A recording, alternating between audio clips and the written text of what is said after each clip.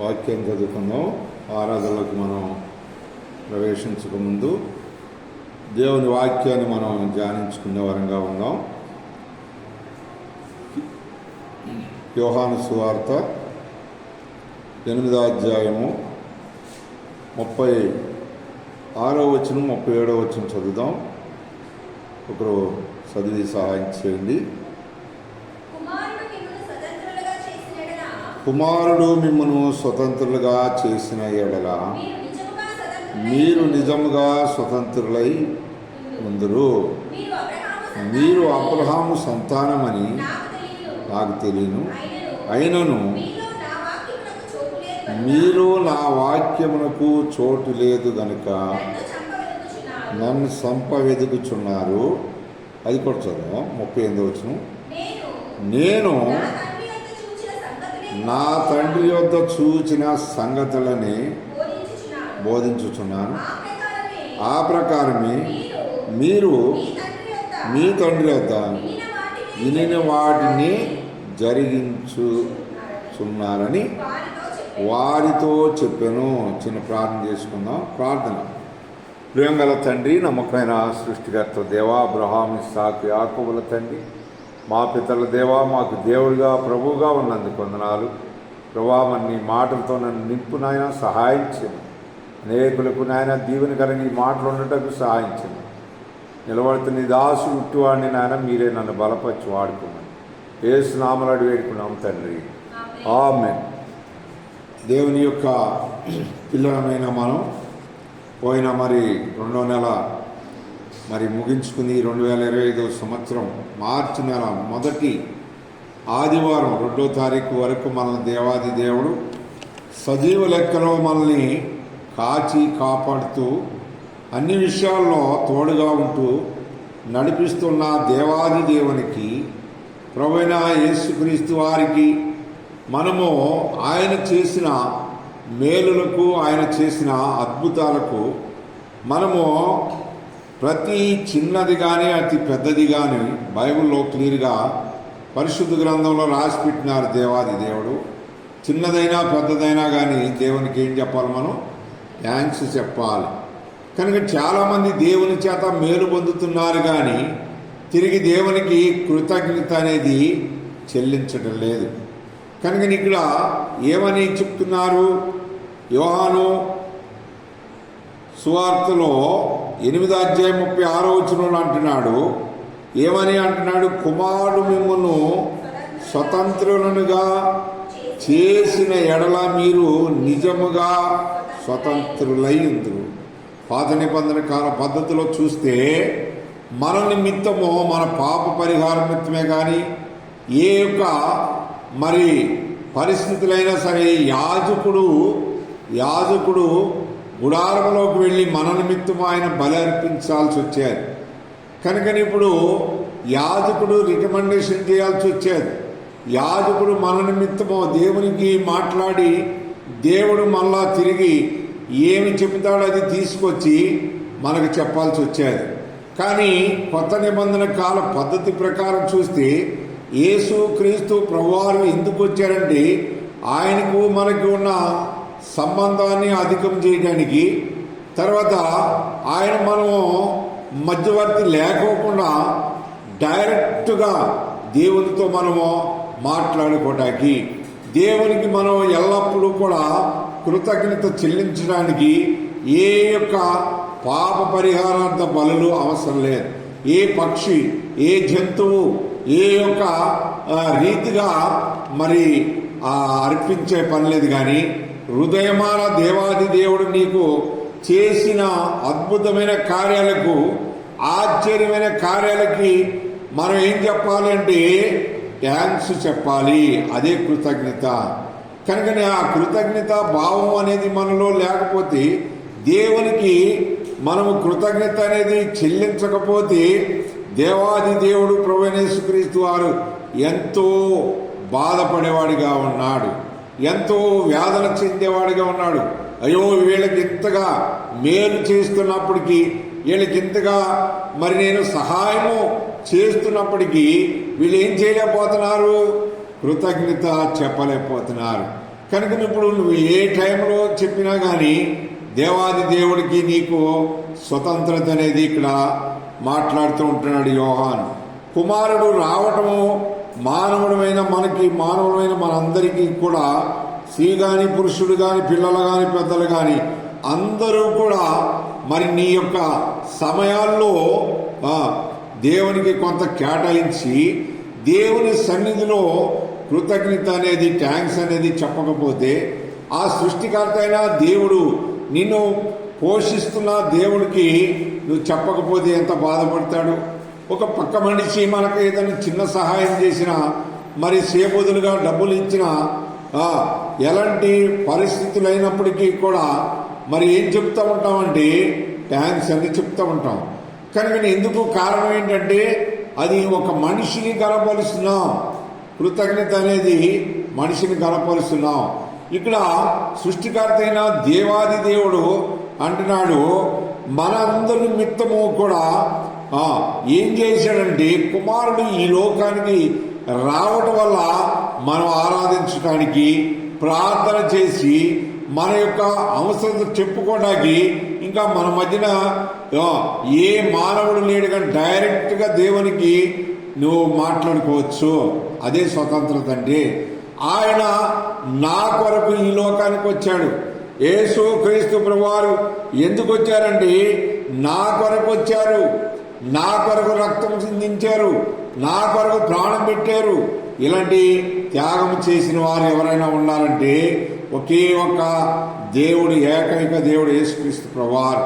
ఆయన పరలోకమును విడిచి భూలోకానికి వచ్చి భూలోకములో నీ కొరకు నా కొరకు మరి కొంత సమయాన్ని మరి ఉంచి ఆ నశించిపోతున్న నీ యొక్క జీవితములో, చనిపోతున్న మన బ్రతుకులో, పాపములో, శాపములో, అపరాధము చేత రకరకాలుగా మనము బాధలో ఉన్నప్పటికీ కూడా సృష్టికర్త అయిన దేవుడిని జోక్యం చేసుకున్నాడు. కనుకని ఆ చేసుకున్న దేవునికి, నీకు మంచి శాంతి సమాధానం ఇచ్చిన దేవాది దేవునికి నువ్వేం చెప్పాలా? థ్యాంక్స్ చెప్పాలి. కనుక అది కూడా చెప్పలేను అనంటే నీకంటే సోమరివాడు ఎవరు ఉండరేమో. చూడండి, నెహెమ్యా గ్రంథం మనం చూస్తాం. నెహెమ్యా గ్రంథం 9వ అధ్యాయములో చదవండి. నెహెమ్యా గ్రంథం 9వ అధ్యాయము 27వ వచనంలో మనం చూస్తే అక్కడ రాయబడుతూ ఉన్న మాటను మనం జ్ఞాపకం చేసుకుందాం. 9వ అధ్యాయము 27వ వచనం చదవండి. అందుచేత నీవు వారిని వారి శత్రువుల చేతికి అప్పగించితివి. ఆ శత్రువులు వారిని బాధింపగా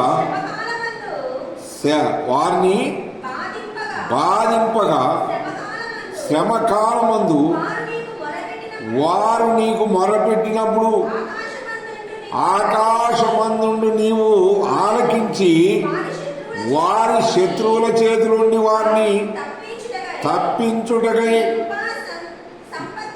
నీ కృపా సంపత్తిని బట్టి వారికి రక్షకుడులను దయచేసితివి. ఈయనెవరంటే శత్రువు బారి నుంచి, అపవాది బారి నుంచి విడిపించి రక్షించేవాడు.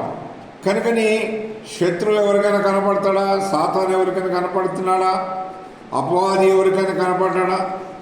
కనుక అనేక సార్లు ఒక మనిషిని ఆధారం చేసుకుని ఆ మనిషిని ఆవరించి ఆ మనిషిలో కూర్చొని మాట్లాడుతూ ఉంటాడు. ఆ మనిషే మాట్లాడుతూ ఉంటాడు.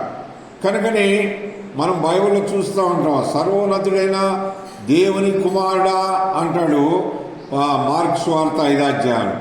కనుకని నాతో నీకేం పని అంటాడు. కనుకని ఆయన ఎందుకు వచ్చాడంటే శత్రువు చేతిలో నుంచి విడిపించటానికి, ఇజ్రాయేల్ ప్రజల్ని శత్రువు చేతిలో ఉన్నవారిని విడిపించి వాళ్ళకి గొప్ప రక్షణ ఇవ్వడానికి వచ్చాడు. పాత నిబంధన కాల పద్ధతిలో చూస్తే ఇజ్రాయిల్ పాత నిబంధన కాలంలో ఉన్న ఇజ్రాయిల్ బలులు అర్పిస్తూ వచ్చారు. కొత్త నిబంధనలో ఉన్న ఇజ్రాయిల్ ఎవరంటే యేసు రక్తంలో ఎవరైతే కడగబడ్డారో వారే వీరు మనము. కనుకని ఈ యొక్క దినాల్లో చూస్తే మనము ఆయా రీతిలుగా బ్రతుకుతున్న మనల్ని, అపవాది చేతిలో నలిగిపోతున్న మనల్ని, అనేకమైన అలవాటులు, అనేకమైన పద్ధతుల్లో, ఆచారాల్లో కుల మత భేదమని లేకోకుండా దేవాది దేవుడు రక్షించాడు. కులకట్లు, మతకట్లు, రకరకాల రంగు భాషతో మనం శత్రువు దొరికిపోయి ఏమైపోయామంటే కట్టబడ్డాం. కనుక ఆ కట్టబడిన వాడిని విడిపించాలంటే ఏ మానవుడి వల్ల అయ్యేది కాదు, ఒకే ఒక్క ఆయన వల్ల అవుతుంది. అది ఎవరంటే యేసుక్రీస్తు ప్రభువారి వల్లే సాధ్యం. కనుక నేను దేవునికి అందుకే అంటాడు, యెహోవాకు అసాధ్యమైంది ఏదైనా ఉండునా అంటాడు. ఇర్మియా గ్రంథం 32:26-27 వచ్చినాలు అంటాడు, యెహోవాకు అసాధ్యమైంది ఏదైనా ఉండునా అంటాడు. ఎందుకంటే సమస్తము ఆయనకి సాధ్యమే. కనుకని వీళ్ళారా, నిన్ను విడిపించడానికి సాధ్యమే, నిన్ను రక్షించడానికి సాధ్యమే, నిన్ను పరలోకానికి తీసుకెళ్ళడానికి కూడా సాధ్యమే. నువ్వు నశించిపోయే వరకు కూడా సృష్టికర్త అయిన దేవుణ్ణి తెలుసుకుని ఆయనతో ఉంటేనే ఆ రాజ్యములో కూడా యుగాయుగాలు ఏం చేస్తుంటావంటే ఆరాధిస్తావు. అందుకని పాట కూడా ఏముందో తెలుసా? ఆరాధింతు దేవా మనసారగన్, కన్నీటితో దేవ అభిషేకింతున్, నీ పాదములన్ ఆరాధింతు దేవా. ఒంటరి అయినా ఎడారి బ్రతుకులో జంటగను నీవు నిలిచియుందువు. ఒంటరి అయినా ఎడారి బ్రతుకులో జంటగా నిలుస్తున్నాడు. ఇజ్రాయేల్ ప్రజలకి ఇక్కడ నెహెమ్యా చెప్తున్నాడు. ఏమని అంటున్నాడు? 27వ వచనంలో ఏమన్నాడు? లాస్ట్ లైన్ లో చూస్తే, వారి శత్రువుల చేతిలో నుండి నీ కృపా సంపత్తిని బట్టి వారికి రక్షణ దయచేసితివి. కనుకని పాపములోండి రక్షణ, లోకములోండి రక్షణ, అపవాది చేతులోంచి రక్షణ, నీ యొక్క బాధల్లోంచి రక్షణ, నీ బలహీనతలోంచి రక్షణ, వ్యాధుల్లో నుంచి రక్షణ, బాధల్లో నుంచి రక్షణ, చివరికి శ్రమకు తాళలేను నా వల్ల కాదు అన్నా కానీ దేవుణ్ణి ఆశిస్తే, యేసుక్రీస్తు ప్రభువారిని ఆశిస్తే, ఆయన మీద ఆశ పెట్టుకుంటే ఆయన ఖచ్చితంగా నీకు ఏం చేస్తాడు అంటే వాటిలన్నిటిలో నుండి మనల్ని విడిపిస్తాడు. కొంతమంది చెప్తా ఉంటారు, ఏమంటారు? ఎన్నని దేవుడు వింటాడండి, ఎన్నని దేవుడు చేస్తారండి, ఇవన్నీ దేవుని మీద మోపవచ్చునా, ఇవన్నీ దేవునికి చెప్పొచ్చునా అనేవారు కొంతమంది ఉన్నారు. ఇవన్నీ మోసేవాడే, ఇవన్నీ తీర్చేవాడే, ఇవన్నీ కూడా వినేవాడే, మనం చెప్పేది ప్రతిదీ వినేవాడే. ఎవరంటే దేవుడు. ఆ దేవుడు ఎవరు? ఆయన అంటాడు, యెషయా అంటాడు, పడమటికి తూర్పుకు చదవద్దు కానీ ఏమంటాడంటే, ఎంత దూరం ఉందో అంత దూరము నేను తప్ప వేరొక రక్షకుడు లేడు, నేనే దేవుడు లేడు, దేవుడని నేనే అంటాడు. కనుక దేవుడు అనబడిన వాడు ఏం చేస్తాడా మానవుల కంటే? ప్రతి బాధలో నుంచి విడిపిస్తాడు. తెలిసి చేస్తే కాదు కానీ, తెలియక నువ్వు ఎన్ని చేసినా కానీ, తెలిసి చేస్తే ఏమంటారు? చెప్పండి. తెలిసి తప్పు చేస్తే ఏమంటారు? గర్వం అంటారు. తెలియక చేస్తే ఏమంటారు? తెలియదు కాబట్టి పొరపాటు అయ్యింది అంటారు. కనుక ఇప్పుడు తెలియక చేసిన ఎన్నైనా సరే వాటిలన్నిటిలో నుండి నా దేవుడు, మన దేవుడు ఏం చేస్తాడు? విడిపిస్తాడు. చూడండి, ఎబ్రీయులకు రాసిన పత్రిక 11వ అధ్యాయము 7వ వచనంలో కూడా మనం చదువుతాం. 11:7 ఎబ్రీ 11:7 విశ్వాసమును బట్టి నోవాహు ఏం చేశాడంట? విశ్వాసమును బట్టి నోవాహు అది వరకు చూడని సంగతులను గూర్చి దేవుని చేత హెచ్చరింపబడి భయభక్తులు గలవాడై అతని ఇంటి వారి రక్షణ కొరకు ఒక ఓడను సిద్ధము చేసుకునెను. అందువలన అతడు లోకం మీద నేరస్థాపన చేసి విశ్వాసమును బట్టి కలుగు నీతికి వారసుడాయను. కనుకనే ఇప్పుడు దేవాది దేవుడు ప్రభువైన యేసుక్రీస్తు వారు అన్ని నామాల కంటే పైనామం గల ఆ నామం కలిగిన దేవాది దేవుడు అంటున్నాడు. ఇక్కడ ఏమని అంటున్నాడంటే, సృష్టికర్త అయిన దేవుడు మాట్లాడుతున్న మాటని ఇక్కడ మన పితరుడైన ఆది కాండంలో ఉన్న నోవాహు 7వ అధ్యాయంలో నోవాహు కృప పొందినవాడు అని రాయబడింది. అక్కడ ఆ తరములో నోవాహు కంటే నీతిమంతుడు ఎవరు లేడు. అందుకని ఈ జల ప్రళయానికి ముందు నోవాహుకు ఒక పని చెప్పాడు. ఏ పని అది? వాడ సిద్ధం చేయి. కనుక నీ వాడలో ఉంటేనే నీవు నీ కుటుంబము అంతా కూడా రక్షింపబడతారు. అది ఏ వాడంటే భౌతిక సంబంధంగా వాడ. కనుక కొత్త నిబంధన కాలంలో చూస్తే యేసు క్రీస్తు ప్రభువారని వాడలోకి నువ్వు వస్తే నీ జీవితాంతరం కూడా నీ పిల్ల తరాలు దేవాది దేవుడు అన్నాడు. ఏమన్నారు? 1000 తరముల వరకు నిన్ను ఏం చేస్తాడంట? దీవిస్తా అన్నాడు. 1000 తరాలు. కనుకని భక్తులంటున్నాడు, ఎన్నాళ్ళున్నా వేరు తప్పదు, 100 ఏళ్ళున్నా సావు తప్పదు. ఈ సావు పుటకల మధ్యన మనము ఈ లోకంలో జీవితం కొనసాగిస్తున్న ప్రతి ఒక్కరు కూడా తెలుసుకోవాల్సింది ఏంటంటే, నోవాహు గురించి మనం ఆలోచిస్తే ఏమన్నాడు అక్కడ 11:7 ఏమన్నాడు? విశ్వాసమును బట్టి నోవాహు. చూడండి, విశ్వాసము దేవుడు ఏది చెప్తాడో అది చేయటమే ఆయన పని. కనుక తాను తన కుటుంబం ఎన్ని సంవత్సరాలైనా ప్రకటన చేశాడు. ఎంతమంది హేళన చేశారు, ఎంతమంది ఎగతాలు చేశారు. ఈ మతి చెడిపోయినోడు, ఈ ముసలానికి ఏమీ తెలీదు. వారంతా వస్తుందంట, వరద వస్తుందంట, జలప్రళయం వస్తుందంట, కొట్టుకుపోతామంట. ఎలా మీకు ఎప్పుడన్నా తెలుసా? తుఫాను పడిందా మన దేశంలో, మన గ్రామంలో పడిందా? ఎప్పుడైనా పైనుండి చినుకు పడతాం చూసామా? లేకపోతే నేలలో నుండి వర్షం ఊట వత్తం చూసామా? ఎప్పుడు చూడలేదే. ఇవాళ వచ్చి నేను చెబుతున్నాడు, జలప్రళయం వస్తుందంట, కొట్టుకుపోతామంట, మునిగిపోతామంట, చనిపోతామంట, వాడలోకి రావాలంట, అందుకే వాడ తయారు చేసుకుంటున్నాడంట మనందరి కోసం అంట. ఇది జరిగే పనేనా అని హేళన చేశారు కొంతమంది.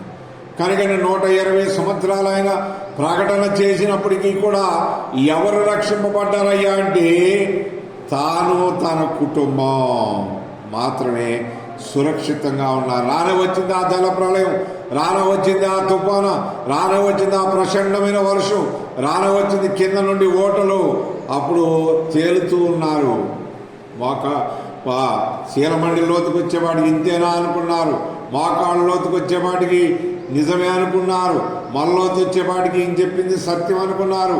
ఆ పీకల కాడికి వచ్చేవాడికి ఏమన్నారు? అయ్యా నోవాహు గారు తలుపు తీయండియ్యా, మీరు చెప్పింది సత్యమే. మీరు చెప్పినాడు మేము వినలేదు, మిమ్మల్ని హేళన చేసాం, తలుపు తీస్తే మేము కూడా ఎప్పుడైనా వస్తామయ్యా అంటే ఏం చెప్పాడు సమాధానం? ఏం చెప్పాడు? తలుపు నేను వేయలేదు, దేవుడే తలుపు బిగించేశాడు. కనుకప్పుడు మీరేమవ్వాలి? ఇప్పుడు చెప్పిన మాట వినకపోతే ఏమవ్వాలా? కనుక చాలామంది ఏం చేస్తున్నారంటే దేవుని వాక్యాన్ని నిర్లక్ష్య పెడుతున్నారు. ఈరోజు కూడా నిర్లక్ష్య పెట్టి ఏం చేస్తున్నారు? సొంత పనికి వెళ్ళిపోతున్నారు, స్వయానికి పరుగులెడుతున్నారు. సృష్టికర్త అయిన దేవుని ఈరోజు ఆరాధించాలి, ఈరోజు దేవుని గణపరచాలి, ఈరోజు దేవుణ్ణి హెచ్చించాలి, ఈరోజు దేవునికి సంతోషం తీసుకురావాలి, ఈరోజు దేవుణ్ణి నేను గణపరచాలనే బుద్ధి లేకుండా ఈరోజు కూడా వాడుకునే వాళ్ళు చాలామంది ఉన్నారు ఈరోజు కూడా. అందుకే అంటున్నాడు, కనుక నోవాహు గారిని చూసి నేర్చుకోండి. నోవాహు గారు మరి ఎంతగా దేవునికి భయభక్తులు కలిగి ఉన్నాడు కదా. భయం ఉంది ఆయనలో, ఏముంది? భక్తి ఉంది. అట్లాంటి భయభక్తులు కలిగిన వారు ఏబు గారి కూడా గురించి కూడా చెప్తాడు. ఏబు ఎలాంటి వాడంట? యెహోవాయందు భయభక్తులు కలిగి బహుధర్మం చేసేవాడంట. చూడండి, ఇక్కడ రాయబడుతూ ఉన్నది. ఏమని అంటున్నాడు? ఆదికాండం 14వ అధ్యాయం చూస్తాం, చదవండి. ఆదికాండం 14వ అధ్యాయము 14వ వచనం. ఆదికాండం 14:14లో మనం చూస్తాం. ఒకసారి చదువుదాం మా, చదవండి. అబ్రహాము తన తమ్ముడు చెరపట్టబడినని విని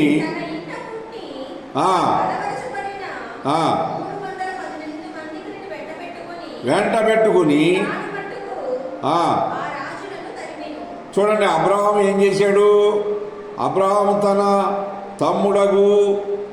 తమ్ముడు చెరపట్టబడిన నీ విని తన ఇంట పుట్టిన అలవరచబడిన 300 వెంట పెట్టుకుని ఏం చేశారంట? ఏం చేశాడు? రాజుని తరిమాడు. కనుక నువ్వు తరుముతున్నావా? నీ ఇంటిలోంచి తరుముతున్నావా? నీ హృదయంలో ఒంటిలోంచి తరుముతున్నావా? నువ్వు ఏం చేస్తూ ఉంటున్నావు? శత్రువుని ఎంట పెట్టుకుని తిరుగుతున్నావా? అపవాదిని ఇంకా ఎంట పెట్టుకుంటూ జంటగా తిరుగుతుంటే ఒక రోజున ఏమైపోతావంటే అపవాదికి వాడి దూతలకు ఆహుతైపోతావు. సృష్టికర్త అయిన దేవుడు అంటున్నాడు, ఏమని అంటున్నాడు? సర్వాధికారి అయిన దేవుడు నిన్ను నన్ను మనందరినీ కూడా చూస్తున్నాడన్న సంగతి మనం మర్చిపోతుంటున్నాం. అందుకనే చెప్తున్నాడు. చదవండి, దేవుని యొక్క పిల్లలమైన మనం నిర్గమాకాండం 3వ అధ్యాయము 10వ వచనం చదువుదాం. నిర్గమాకాండం 3:10. నిర్గమాకాండం 3వ అధ్యాయము 10వ వచనంలో, కాగారమ్ము నిన్ను ఫరో యొద్దకు పంపెదను, ఇశ్రాయేలీయులైన నా ప్రజలను నీవు ఐగుప్తులో నుండి తోడుకుని పోవలెను. కనుక ఐగుప్తులో ఏం చేస్తున్నారు? ఒక మాటలు చెప్పుకోవాలండి, బానిస బతుకుతూ ఉంటున్నారు. కనుకనే ఆ రాజు చేతిలో ఏమవుతున్నారు వీళ్ళండి? నలిగిపోతున్నారు. మోషేతో అంటున్నాడు, మోషే నా ప్రజలు ఇశ్రాయేలీయులు వాళ్ళ కష్టము నేను చూస్తున్నాను, వాళ్ళ మూలుగులు నేను విన్నాను, వాళ్ళ యొక్క ప్రయాసంతా నేను చూస్తున్నాను. అసలు రెస్ట్లెస్గా పని చేయించుకుంటున్నాడు ఆ రాజు చేతిలోంచి ఈజిప్ట్ నుంచి నువ్వు తీసుకురావాలి. ఐగుప్తు అన్నా ఈజిప్ట్ అన్నా ఒకే ఒక దేశం. ఆ దేశంలో ఇశ్రాయేలు ప్రజలు నలిగిపోతున్నారు. మోషే నువ్వు వెళ్ళాలా? వెళ్ళి వాళ్ళని ఏం చేయాలా? విడిపించి తీసుకురావాలి. కనుక నీకు అంటున్నాడు, ఏమన్నాడు? 3:10-11 కూడా చూస్తే, అందుకు మోషే నేను ఫరో యొద్దకు వెళ్ళుటకు ఇశ్రాయేలీయులను ఐగుప్తులో నుండి తోడుకుని పోవుటకు నేను ఎంతటి వాడను అని దేవునితో అనగా. చూసారా, దేవునితోనే ఏం చేస్తున్నాడు ఆయన? దేవునితోనే మాట్లాడుతున్నాడు. ఏమని మాట్లాడుతున్నాడు? నేను నత్తివాడినయ్యా, మాట సరిగ్గా నాకు రాదు, నేను రాజు చేతిలో ఎలా తీసుకురావాలా? నేను సాధ్యమేనా? నేను చేయగలనా ఇది? నేను వాళ్ళని తీసుకురావడానికి నేను అక్కడ చనిపోవాలా? మరి ఆ రాజు మామూలు రాజా? ఎలాంటి రాజు? చీమ చుట్టుకుమంటే దాని గురించి వెంటనే పట్టించుకునే రాజు. ఈ ఫరో రాజు ఎంత భయంకరమైన రాజు, ఈయన శాసనాలు ఎంత భయంకరమైన.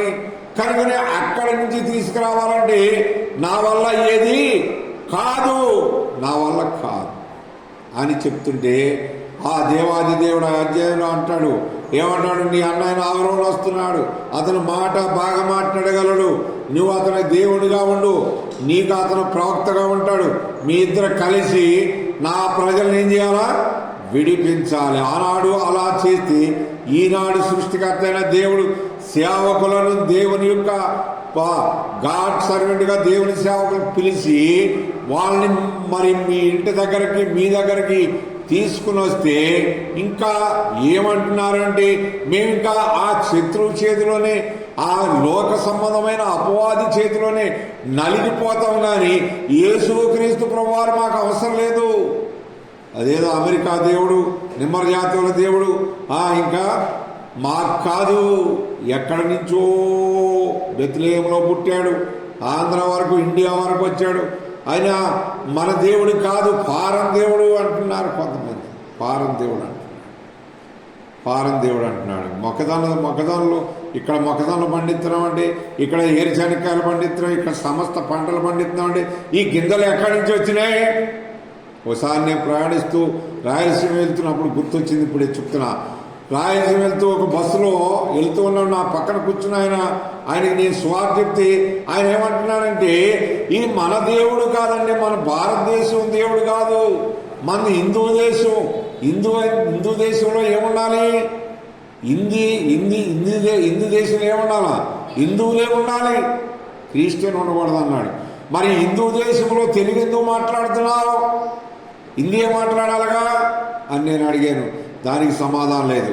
తర్వాత మొక్కజొన్నలు ఎక్కడి నుంచి సీడ్ వచ్చితే నువ్వు ఇక్కడ ఫీల్డ్ ఆఫీసర్గా అయ్యావనంటే మనకేం తెలుసండి అన్నాడు. మనకు అనబాకు, నన్ను కూడా కలిపి నువ్వు అనవద్దు, నాకు తెలియదాను, నీకు దానికి ఆన్సర్ నేను చెప్తాను అన్నాను. అప్పుడు చెప్పాడు, ఆ ఆఫీసర్ చెప్పాడు, ఏమన్నాడు తెలుసా? నాకు మాత్రం తెలీదు, ఆఫీసర్ని అయ్యాను కానీ ఎక్కడ పుడితే మనకేంది, మన దగ్గరికి వచ్చినాయి కాబట్టి, నన్ను ఆఫీసరు కంపెనీ వాళ్ళు చేశారు కాబట్టి నేను ఆఫీసర్ని అయ్యాను అన్నాడు. ప్రతి గింజ కూడా ఎక్కడి నుంచి వస్తుందండి? అమెరికా దేశం నుంచి, ఇతర దేశాల నుంచి మనకు వస్తేనే ఆ సీడు మనం ఇక్కడ ఉపయోగిస్తున్నామయ్యా. మరి ఆ గింజలు మనం ఉపయోగించుకుంటూ, పంటలు పండించుకుంటూ, వ్యాపారం చేస్తూ, మనం అసలు లాభం సంపాదించుకుంటూ మరి ఇన్ని చేస్తున్నామే. మరి వాళ్ళు ఎందుకు మనకి ఇక్కడ రావాలని అనవే కదా, వాళ్ళ గింజలు మనకి ఎందుకు, మనమే ఇక్కడ తయారు చేద్దామని అనవే, మాటలేదు. కనుకనే ఆయన అమెరికా దేవుడే కాదు, ఆల్ ప్రపంచం అంతటికి దేవుడు. కనుకనే ప్రపంచం అంతా కూడా ఈరోజు ఈ ఆదివారము ఆయన తిరిగి లేచాడనే సంతోషంతో మనం ఆరాధిస్తే, ఆ ఆరాధనలకు దేవాది దేవుడు ఎవరై ఉన్నారు? యోగ్యుడు, స్తుతులకు పాత్రుడు, స్తోత్రాలు కూడా ఉన్నాడు. ఇది మర్చిపోయి మానవుడు ఏం చేస్తున్నాడంటే తన స్వయానికి దేవుడు వాడుకుంటున్నాడు. అందుకే అంటున్నాడు, ఏమన్నాడు చదవండి, ఏమన్నాడు? యెహోషువ చెప్తున్నాడు, చదవండి. యెహోషువ గ్రంథం 1వ అధ్యాయం 9వ వచనంలో మనం చూస్తాం. యెహోషువ 1:9. దేవుని పిల్లలమైన మనం ఇది నేర్చుకోవాలి. 1వ అధ్యాయము 9వ వచనంలో మనం చూస్తాం. యెహోషువ గ్రంథం ఏమని అంటున్నారు చూడండి.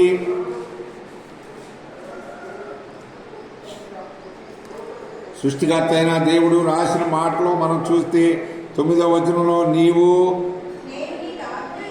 నేను నీకు ఆజ్ఞ ఇచ్చి ఉన్నాను కదా, నిబ్బరము కలిగి ధైర్యంగా ఉండుము, దిగులు పడకుము, జడియకుము, నీవు నడుచు మార్గమంతటిలో నీ దేవుడైన యెహోవా నీకు తోడై ఉండెను.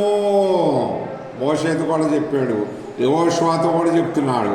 ఏమంటున్నాడు? నువ్వు నడిచే మార్గం అంతటిలో నువ్వు ఎటు వెళ్తావో నేను తోడుగా ఉంటా. అసలు దేవుడే మనకు తోడుగా ఉంటే ఇంకా మనకు బాధ ఏముంది చెప్పండి?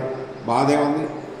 కనుకనే 2023లో మణిపూరు ఆగమాగం అవుతున్నప్పుడు, భయంకరంగా ఉన్నప్పుడు ఆ మణిపూరు వెళ్ళటానికి మరి మన అన్నోళ్ళు కాకినాడ సైడు ఉన్న అన్నోళ్ళు ఆయనకి మరి నా మీద ప్రేరేపణ కలిగి నువ్వే వెళ్ళాలి అని చెప్పి కొంత ధనం ఇచ్చి పంపిస్తే, ఇక్కడ మన ఏరియా సేవకులు కొంతమంది అంటున్నారు, మణిపూర్ ఎలా ఉంది, భయంకరంగా ఉంది, వెళ్తే నువ్వు రావు, పాస్టర్లను చంపేస్తున్నారు.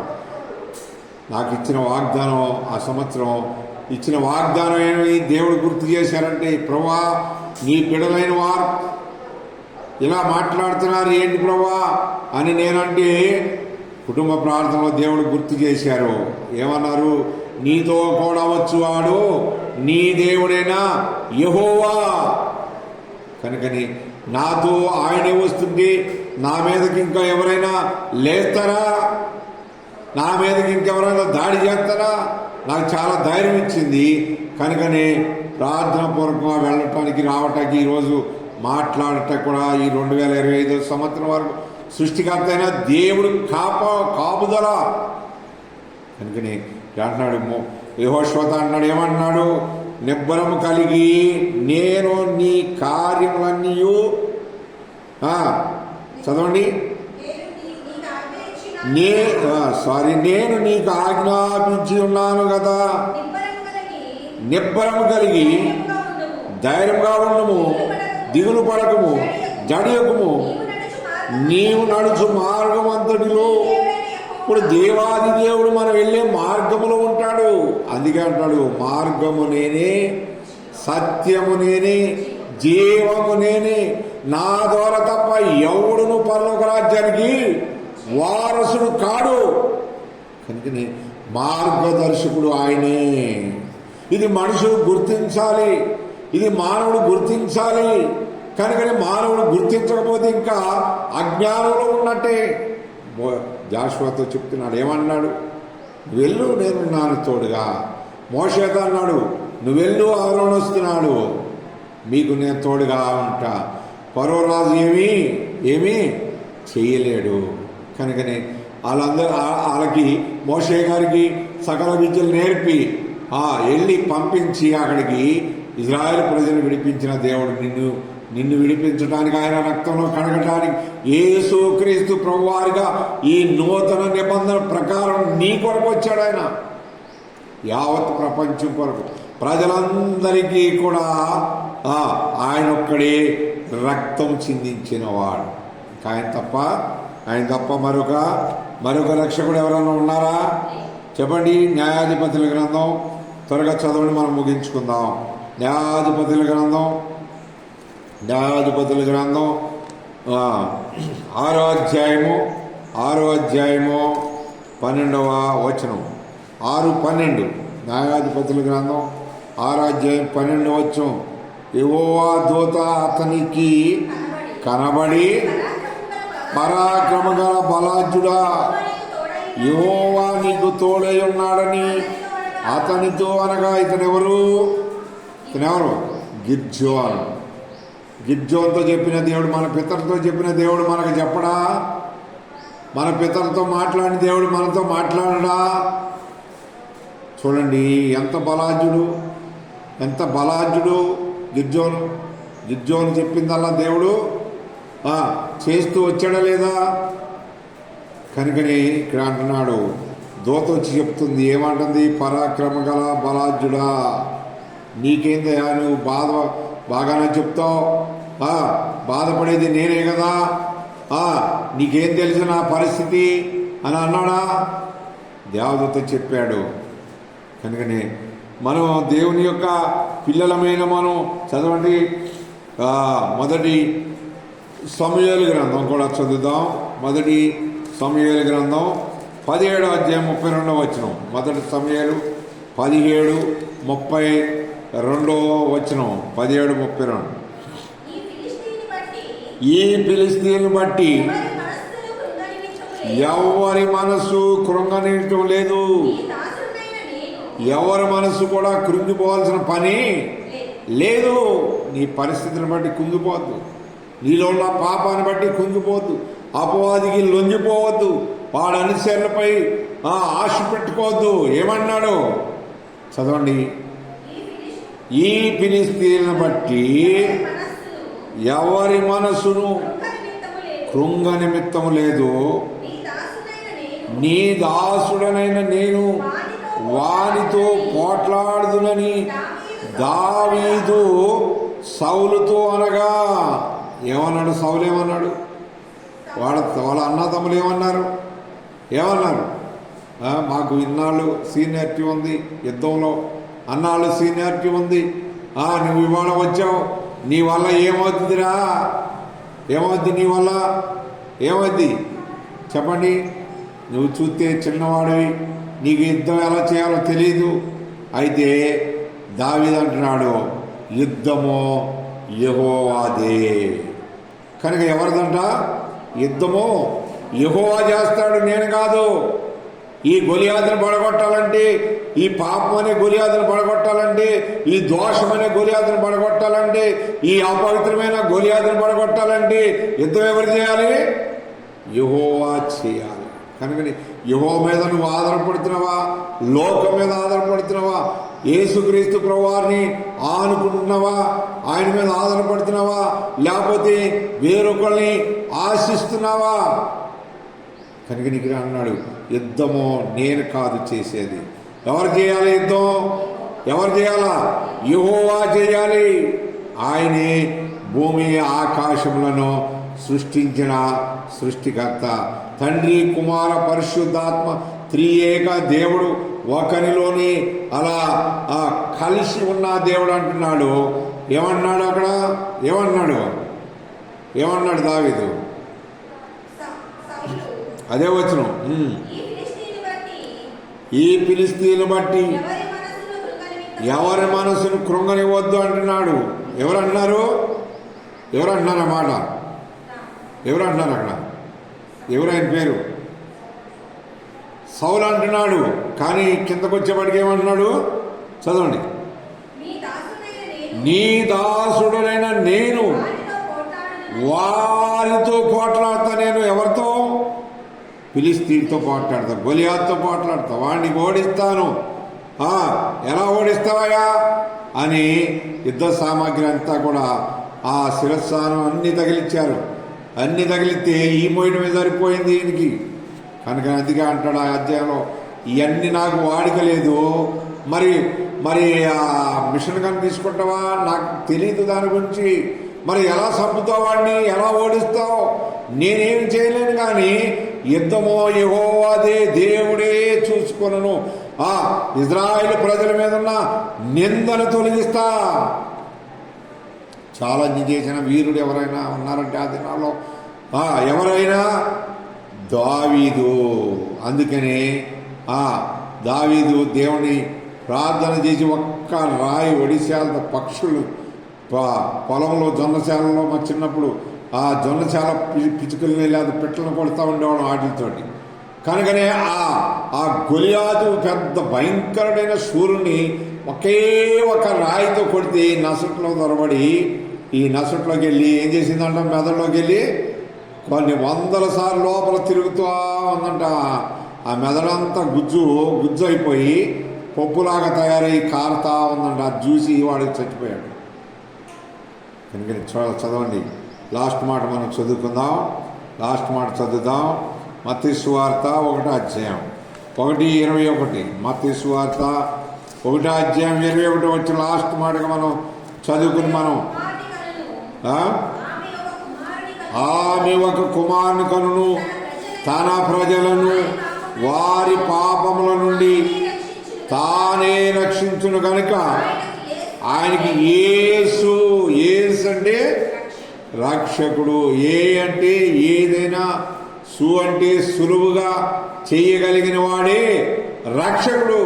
ఆయన ఎందుకు వచ్చాడంటే తన ప్రజలు ఉన్నారు, మానవులు ఏంట్లో ఉన్నారు? పాపంలో ఉన్నారు, నశించిపోతున్నారు, నరకానికి దగ్గరగా ఉన్నారు. నరకం నుంచి తప్పించేవాడు ఎవరన్నా ఉన్నారా? కేకండి, ఎవరన్నా ఉన్నారా? కనుకనే పుత్రుడు లేకుండా పున్నామి నరకము తప్పించేవాడు లేడని ఆధారపడతారు. అదే ఎంతమంది ఆడపిల్లలు పుట్టినా కొంతమంది ఏం చేస్తారు? మగపిల్లలు పుట్టాలి, వాడు తలగొరి పెట్టాలి. తలగొరి కాదు, సగంలో నిండి తన్ని ముద్ద కూడా పెట్టడం. వాడి ద్వారా తలగొరి పెట్టితే నరకం తప్పుద్దని ఆశపడేవాళ్ళు కొంతమంది ఉన్నారు. ఆశపడేవాళ్ళు అందరూ కూడా ఏ యొక్క పుత్రుడి దగ్గరికి రావాలంటే యేసుక్రీస్తు ప్రభువారి దగ్గర రావాలి. తాండ్యమహాప్రభువు రాసిన మాటలో ఉంది. ఏముందంటే ఓం పంచగాయ నమః అంటాడు. 5 గాయాలు పొందిన దేవుడు నువ్వే. సర్వ మానవులు పాపాలు పరిహారం అంట కొరకు రాశాడు. సర్వపాప పరిహో రక్త ప్రోక్షణ మహా తదరక్తం పరమాత్మ పుణ్యదాన బలియాగం అన్నాడు. నీ కొరకు ఆయన ఏమయ్యాడంటే బలి అయిపోయాడు. అక్కడ అంటున్నాడు, తన ప్రజలను వారి పాపముల నుండి ఆయనే రక్షించును కనుక ఆయనకి యేసుక్రీస్తు అపోస్తలుడైన పౌలు అన్ని జనుడు ఆయన మారు మనసు పొందినాక అన్నాడు, యేసు క్రీస్తు ఎవరయ్యా అంటే అందరికీ ప్రభు. ఈ ప్రభు దగ్గరికి వచ్చావా? ఈ ప్రభుని ఆరాధిస్తున్నావా? లేకపోతే ప్రకృతిని ఆరాధిస్తున్నావా? లోకాన్ని ఆరాధిస్తున్నావా? ఇతరులను ఆరాధిస్తున్నావా? ఇతరులను కనపరుస్తున్నావా? నీ తోటి మనిషిని కనపరుస్తున్నావా? ఎవరిని కనపరుస్తున్నావు అన్నది నువ్వే ఆలోచించుకుంటే, దేవునిలో నువ్వు ఉంటే మంచిది, దేవుళ్ళు లేకపోతే నువ్వు జీరో, నీ భక్తి జీరో, నీ బ్రతుకు జీరో, నువ్వు జీవించిన జీవితం అంతా కూడా జీరో. కనుకని సృష్టికర్త అయిన దేవుడిని ఇప్పటికైనా సరే ఆరాధించడం నేర్చుకుందాం. దేవుడి మాటలు దీవించి ఆశీర్వదించి మన విడికిడిలో భద్రపరచునుగాక. ఆరాధించుకుందాం. ఆమేన్.